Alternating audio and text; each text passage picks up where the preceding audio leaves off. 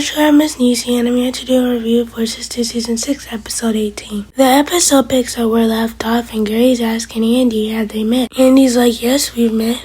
Gary's like, you sure? Andy's like, of course he's trying to avoid this situation, so he keeps telling Jordan that he has a nice place and he needs to go. Jordan's like, why are you leaving? We barely hang out. Gary's like, look bro, I would stay, but I gotta make this call and I gotta go do some work and I don't want to ruin y'all fun time. Jordan picks up on the energy because he's like, am I missing something? Over at the table where the girls are sitting and the guys are sitting, Sabrina peeps the scene and she's like, what is Gary doing here? And how does he know Jordan? Danny says, I don't know, but I'm sure figure it out. And Tony asks the girls, y'all know Gary? And Danny and Sabrina like, yeah, we know him and we know him very well. So Danny takes it upon herself to walk over to Gary. And she asks him, how do you know Jordan? He's like, I would tell y'all, but I don't want to bore y'all with the story, so I'ma just go. The girls go inside to group themselves, and Andy's like, why didn't he tell them about me? Why didn't he tell them that we dated? But Danny's like, girl, there's some tea, and I want the tea, and it's brewing, and I'ma get to the bottom. Andy's like, no, don't do that, don't do that. Danny takes it upon herself to call Gary inside. She's like, hey, yo, my boy. Gary, come here. Gary, come inside real quick. He's like, inside. Danny's like, yeah, I just need to talk to you. Gary's like, I'll be there in a second. Gary's trying to get up at that house so fast so he don't get caught. Tony decides to bring up the fact that Gary was Jordan's wingman and he's the best wingman. He's the best wingman that Jordan has because 2 weeks ago Jordan was in a situation and Gary was the best wingman that Jordan had. And Jordan's like, can we not talk about that right now? And as they're talking, Jordan's sister Penelope shows up. And Jordan's like, I want to introduce y'all to my baby sister, Penelope. And Penelope is very much pregnant and very much engaged. Penelope introduces herself and Penelope is very much pregnant and engaged. And when she comes in the house, she's like, where's Gary? The girls are like, Gary? Jordan's like, he's outside, I'll go get him. So it's just Penelope and the girls in the house now, and Danny's like, congratulations on your baby. She's like, thank you, it's me and Gary's first. Andy's like, how long have you and Gary been together? Penelope's like, 3 years. Andy was like, so how long have y'all been engaged? Penelope was like, we got engaged right before I got pregnant. Andy, so this means that Gary was with you, married to Jasmine, and engaged to Penelope and got her pregnant all at the same time. The private detective Wesley tried to warn you, but you were too dumb, naive, and stupid to listen. And now look where that got you. Heartbroken because you were too dumb, naive, and stupid to listen, and now look where that got you. Heartbroken because Gary was living a triple life and you ain't even know about it. Gary finally comes in the house and Penelope wants to be all lovey-dovey and Gary doesn't even want to kiss her at all. All he wants to do is get out of there. Andy is absolutely too stunned to speak. She doesn't even know what to say or do in the moment and her face is like her life just crumbled before her eyes. Penelope sends the guys back outside so the girls can have girl talk because she wants to talk to the girls. Once she realizes that Andy is the girl that Jordan's always talking about, and Penelope's like, my brother really likes you. He's a really good guy, and I think you'll like him too. The girls are really reluctant to sit down and talk to her because they already know the tea. But Danny's all here for it, like, girl, let's go sit down and talk to her. She's really nice. Let's talk to her. They eventually decide to sit down and talk to her. Over at Karen's house, the contractor Brian shows up. He's like, do you mind if I come in? Karen's like, no, not at all. Brian's like, I came over to show you the estimates that I got, and he shows Karen the paper, and she's like, dang, this is a lot. Brian's like, I know, but this is the best I could do for what has to be done unless you have some insurance.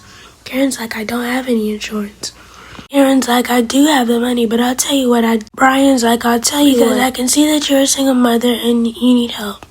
Karen's like, how do you even know I'm a single mother? Brian's like, because Pamela told me. Karen's like, that explains it. Brian's like, you are very pretty, and I know that you need help seeing that you're a single mother.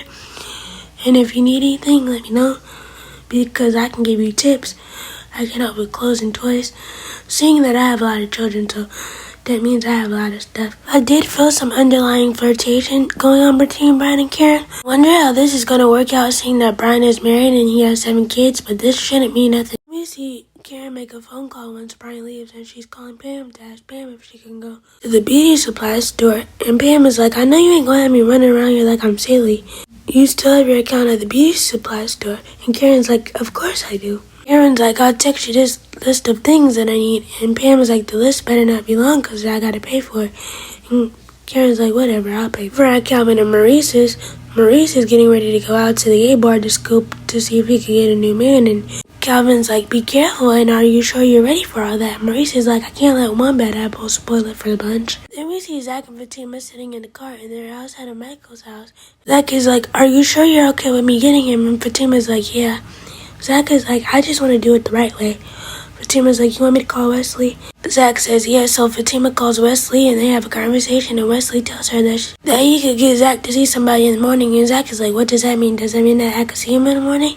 Fatima's like, I don't know, but we could still go check on him. We're greeted by the nosy neighbor, and the nosy neighbor's like, you and that boy been through a lot, and Zach is like, I know, I'm actually here to check on him now. The neighbor's like, well, he's not here.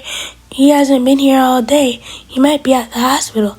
They're like, the hospital? Why? The neighbor's like, cause he was walking around here limping and crying, so he might be at the hospital. Well, at least I hope they took him to the hospital. Tima's like, if you hear or see anything, please call. Zach takes some money out of his pocket and he hands it to the neighbor, and the neighbor's like, you think I'm doing this for money? Well, I'm not. The neighbor's like, I'm not doing this for the money. I actually love helping that little boy. She starts calling Zach fake bougie and all this other stuff, and Fatima's like, he doesn't mean it. He doesn't mean no harm, and then Zach's like, I'm sorry. The neighbor's like, since you said you're sorry, and he said he's sorry, I'll actually take the money, because I actually do need it. Back over at Karen's, Karen calls Pam to let her know what them supplies from the beauty supply store was actually for. Karen wants to start doing hair out of her house, and Pam is like, why would you want to do that? Why do you want to let these people know where you live? It's a small confined space, and you'll be working with fumes all day.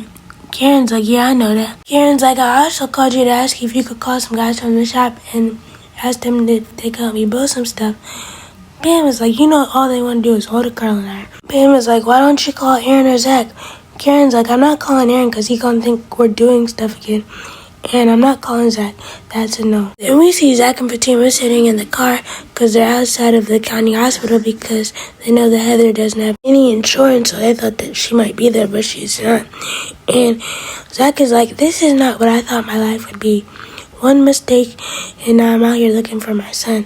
Fatima's like, we've all made mistakes, and Zach is like, you haven't. Fatima's like, actually, yes, I have. I've made one mistake that I've never told anybody about before. When I was 17 years old, I got pregnant by some guy that my parents didn't like, and I started dating him anyway. One day in gym class, the gym teacher called my mom and told them, I think you should take Fatima to the doctor. They took me to the doctor. I end up miscarrying the baby. And then Zach is like, I'm sorry you had to go through that. If I would have met you then, everything would have been so different.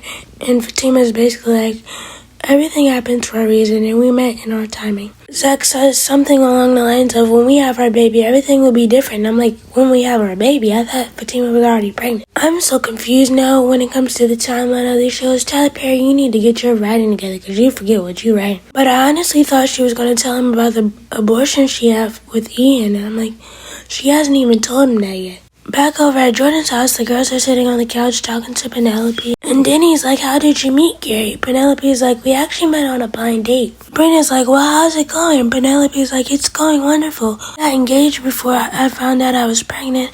And ironically, Gary bought me an apartment and a car. He's like, that sounds familiar. Was it a Rolls Royce? And Penelope's like, no, I'm not a flashy person like that. I don't believe people should have those type of cars because there's people out here that can't afford those type of cars, and those people that try to get those type of cars are only looking for attention. I was like, ooh, the shade. Danny's like, Andy has a Rolls Royce. A nice man bought it for her. Penelope's like, that sounds just like my Gary. Little do you know, baby girl, your man bought Andy a penthouse and a Rolls Royce. Danny was like, if you didn't know anybody, you would think they were the same person. And Penelope's dumb self said, oh, okay. Girl, if this was smarter than a 5th grader, you would definitely lose. Penelope started talking about her wedding, and then she showed the girls her dress, and the girls look at her dress like, oh, this is nice. Penelope switches the subject, like, my brother really likes you, and he's very faithful. So like, oh, he's faithful. And Penelope's like, yeah, I can never be with a man that's not faithful to me. Danny's like, never say never. Gary comes over to see what everybody's talking about, and Penelope's like, we were just talking about you, and how much I love you, and then everybody wants to dance, and Jordan doesn't want to dance because he's not a good dancer. Andy decides to get up and dance with him anyway, and then that's when Jordan asked her about Penelope, and Andy has nothing but positive things to say about her, and Jordan's like, I'm glad she found Gary. She's been through a lot with a lot of other guys, and I don't want to see her hurt. As they're talking, the food starts to burn, so everybody exits the house, and Andy tells the girls, let's go, so she could get out of there without saying anything. And Denny's like, we're not going nowhere until you tell her something. Andy's like, I can't tell her anything. Her whole life would explode if I tell her what I have to tell her. She's a black woman and I can't hurt her. And Denny's like, that was the wrong thing to tell me. This just showed me that he's playing two black women and I'm not gonna stand by and let him do this. So if you're not gonna tell her, I will. And Penelope pops up out of nowhere. Like, tell me what? Oh, it's about to be some mess. Let me know what you guys think about the episode. Please be sure to like, comment, subscribe, turn on your bell notifications. Bye.